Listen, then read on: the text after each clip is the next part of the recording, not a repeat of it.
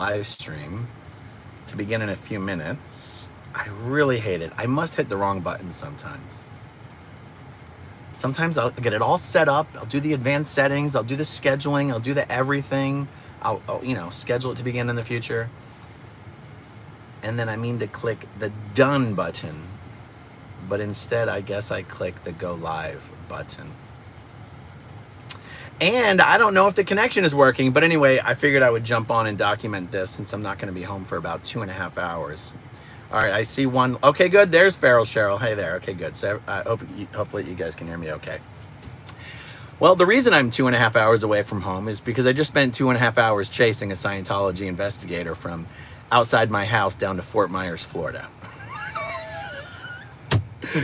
And I said, it's going to be a war of attrition here. We're going to see if my battery dies before his gas tank runs out. Because if his gas runs out, he's got to stop at a gas station. And if he's got to stop at a gas station, he's got to get out of that car. Or he at least has to stop the car. And that's what I was waiting for. I just wanted to get him on video. So what happened? This is only the second time that I have personally been able to ambush a Scientology PI. And outside of my house. And the last time I did it, I managed to get him on video, and it was pretty spectacular, and I consider it one of the greatest accomplishments of my life. I thought I was going to get another opportunity today. So what happened is, and I'm assuming most won't know, so me and Heather have houses on opposite sides of a park in Clearwater, Florida. So the house that I live in is on one side of the park. The park is exactly 1/4 by 1/4 my 1/4 mile around. The house that Heather and the girls live in is on the other side of the park, literally 60 seconds from each other. The house where Heather and the girls live, it's really hard to surveil that house without being super obvious. So the PIs, when they surveil that house, they park like literally a block down the street, and you can't see anything from that angle really. So I feel like if a PI is surveilling the house from that angle, their job is just to know whether I'm there or not. They're not actually trying to monitor anything. They just need to know, is he there or is he not there? Does his car pull in? Does his car leave? Whatever.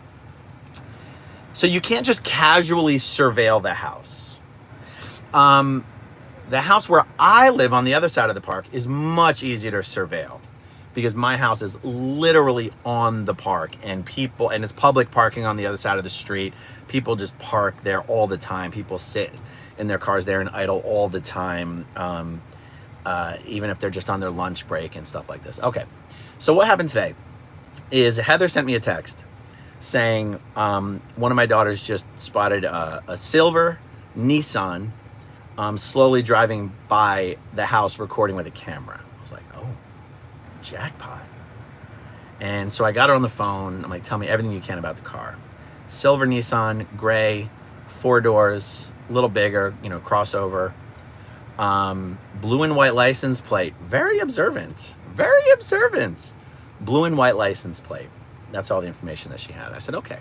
So I drove up and down the streets in the neighborhood a while, hoping to just catch someone lingering at a stop sign or something. Didn't catch anything while I was driving back and forth. And I go, okay, well, no check for a private investigator is complete until you drive all the way around the park and look for a car matching that description parked on my side of the park with someone still in it. And so that's exactly what I did. Drove around the park, and what do I come upon? A silver Nissan. I go, okay, wow, it could be a million silver Nissans. So I get another angle on it. Blue and white license plate. Wow, that can't be a coincidence. And I go, but I couldn't see anyone in the car. And I actually drove by it a few times, maybe 2 times, at least 2 times. I was like, I really don't see anyone in the car. A private investigator would not normally get out of the car. And I was like, damn, who knows what's going on? And then I drove by one more time, and I saw the figure inside the car move. I was like, jackpot! So I pulled into my driveway where I could still see that car. And then they pulled out. and they tried to drive away.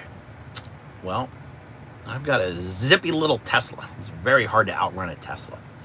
So I followed the car.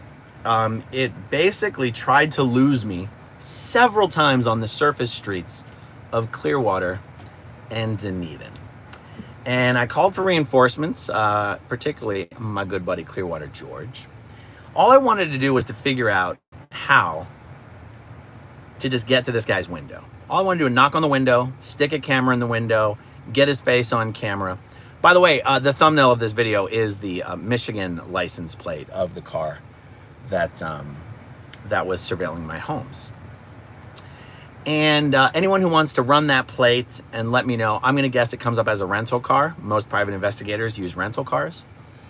By the way, back in September, when me and Jenna and the girls were driving down to Miami, and we got rear-ended at full speed on I-4, does anybody think it was a coincidence that the person who rear-ended me was a private investigator who was driving a rental car, who lied to the police officer about his address and his insurance? Not a coincidence. Not a coincidence at all. Okay, so the guy tried to lose me several times on the surface streets of Clearwater and Dunedin. That did not work. They then got onto US 19, onto the freeway, and that's when we knew I was gonna run out of opportunities to catch this guy at a stoplight. And he definitely tried to lose me a whole bunch of times on the freeway, but luckily I've got a zippy little Tesla, and it is not easy to lose a Tesla. That's actually where I'm at right now, is at the charging station, having to recharge before I drive the 2.5 hours home, because I'm in Fort Myers, Florida now. I was talking to George on the phone, and I was like, look, if you were this private investigator and you now had me following you, what would your strategy be? Like, you'd have to just keep driving. You'd have to just keep driving, hoping that your gas was going to outlast my battery. And that's pretty much exactly what they did. Now, let's be clear. There is no question in whoever was driving that car's mind that I was following them. Zero. And my point being that if you were just some random Joe Schmo who was not a private investigator and was not surveilling somebody, and you saw somebody had been following you for 2.5 hours, let me just really quick and make sure my phone, my audio still seems good. If someone was following you for 2.5 hours, pretty obviously, you'd probably just find the local police station and pull into the parking lot of the local police station, right? Because that would have been totally fine too. If you're literally going to let someone follow you for 2.5 hours without seeking some sort of recourse, you're probably a private investigator. So if anybody wants to run that plate, if we find out it's a rental car, then 100% it's a private investigator. Could it just be some creepy stalker? Sure, but that's not very likely. But I guess we'll find out when we run the plate. Let's see. I see someone asking, Cat Ocean said, what would they be looking for? Yes. So, or what would they be looking for or doing? Here's my best guess. I've got two guesses. One, and this is not a guess, but I'm guessing that, anyway, here's the guess. It's not a guess because I know that what I'm about to say is a fact. I don't know if it's a fact that applies today. When David Miscavige is in Clearwater, the security, the Office of Special Affairs and the security force at the Flagland base need to be able to tell David Miscavige where the big bad SPs are at all times, just so that he knows where they are not. So it's not like David Miscavige goes walking around the sidewalks of downtown Clearwater. He's much too paranoid to do that. And even when he travels from building to building, he's of course not walking. He's going to be driven. But even if there was a chance that David Miscavige was about to leave one building and walk 10 feet to the car that was waiting for him, he wants to be able to know that there's not 1, 2, or 3 big bad suppressive persons waiting to get him on film, shout, where's Shelly Miscavige? He does not want to be surprised by any protesters, any SPs, any ex-Scientologists, anybody. And so it's not that they care what I'm doing. It's that if he's in town, they need to know where I am so that Miscavige knows where I am not. Now, do I know for a fact that David Miscavige is in town right now? I do not know that. But if he were in town, that would at least explain what we're talking about right now. The second guess that I have is me and the Clearwater crew have really ramped up the strength of our weekly Friday night protests right outside the front door of the Flagland base. And literally right outside of where David Miscavige lives when he's in town. Scientology is undoubtedly having to somehow figure out what the hell they can do to stop us. And the truth is, there's really nothing they can do. But they have to try. They have to try to at least be working on some type of solution. And when all else fails, the absolute bare minimum that you can count on Scientology to do is just to deploy private investigators. It's sort of the bare minimum. And that's really kind of my point, is when all else fails or you have no other ideas, the absolute least you can do is send out the PIs. Even if there's no obvious benefit to be had from doing so. It's at least something more than doing absolutely nothing. And there's nothing David Miscavige hates more than the people who are responsible for his security doing absolutely nothing. So yeah, guys, that's it. I did not get a good look at all at the person inside the car. It looked to be a small person. I drove by the car twice, quite certain there was nobody inside of it. And then the third time I saw the figure move and I was like, oh wow, it's a small person. And I don't mean like a little person, I just mean a petite person. And yeah, gray, Nissan, Rogue, Michigan plates.